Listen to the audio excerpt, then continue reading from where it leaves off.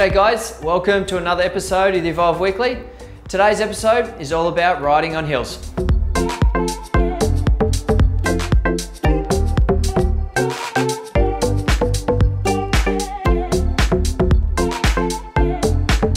So the good thing about the Evolve boards is that they have a lot of power, which means that you have greater control over your acceleration and braking.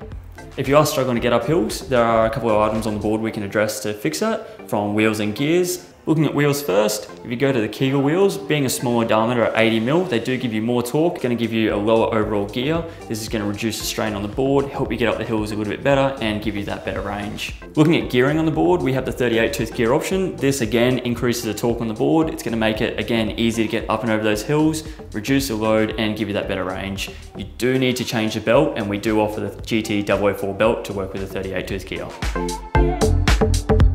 So looking at the board you're riding for those hills, if you're riding a one board, you're going to find it has a little bit less power and maybe a little bit less traction, so you might need to adjust the way you attack those hills. If you're using a GT board, you've got that bit of extra power, you've got the extra traction, and it's going to attack those hills a lot easier than the one board.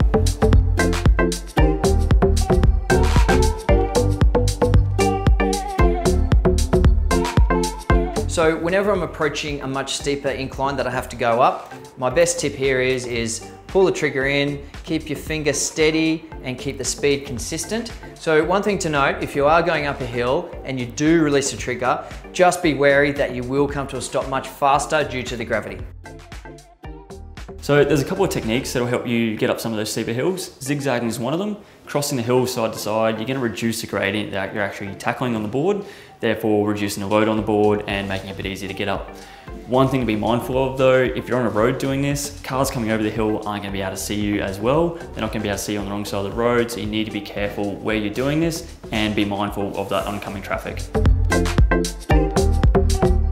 So whenever I'm on an Evolve board and I'm approaching a downhill section, and let's say it's only a gentle, it's not too steep, what I like to do to control my speed is I just like to carve and going from gutter to gutter, heel side to toe side, and by doing that it actually slows you down and it takes the top speed off the board. It reminds me of being on a mountain snowboarding.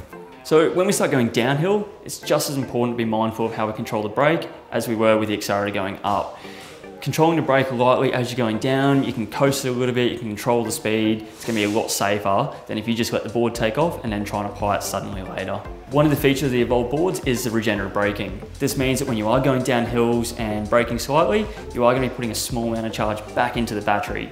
This isn't going to recoup what you lost going up, but it will help increase the battery a little bit and get you that little bit of extra range. So if there's any even steeper sections on that hill, what I then like to do is I just push the brake trigger all the way in and I just gradually go down. If you think the hill is too steep, my best advice here is just step off the board, pick it up and walk down. When we're looking at the different surfaces that you're riding on, obviously hard surfaces like concrete are going to be the easiest to ride on when you're attacking hills. Off-road surfaces like dirt and grass are going to be a lot harder to get up and over because obviously you have a lot less traction.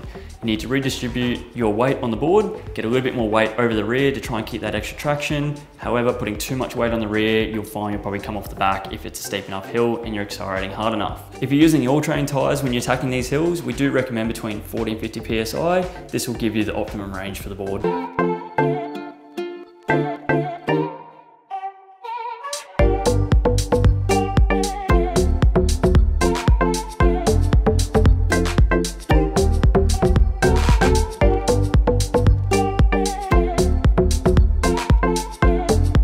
Thanks for watching guys, hope you enjoyed the video. And remember, if you've got any questions, please leave them in the comments below. Until next time, catch you later.